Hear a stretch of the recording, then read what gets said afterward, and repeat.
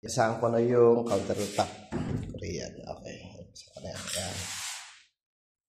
Yung dapat, syempre nalapat ko pa yan. Balang ginagawa ko, pinipis ko to. Para fiber na marble. Pinipix ko yan. Pag fix ko yan, nilalagyan ko yan ng silicone sa loob dito. Para matibay yung kapit niya, kabila. Tapos pagkatapos niyan, meron pa yung silicone sa iba pa.